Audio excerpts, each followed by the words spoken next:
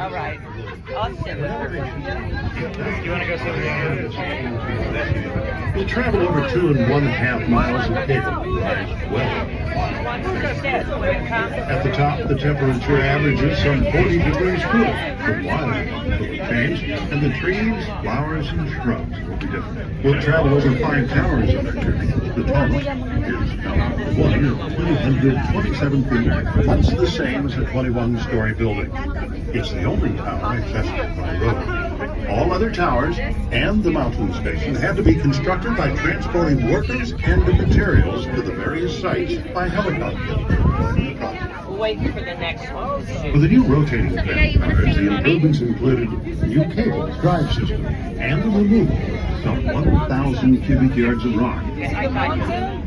We'll see survey marks.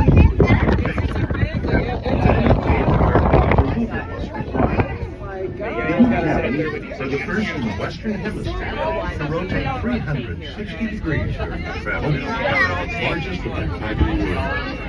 We're now high over Jacinto Canyon. Once the summer home in the Colorado.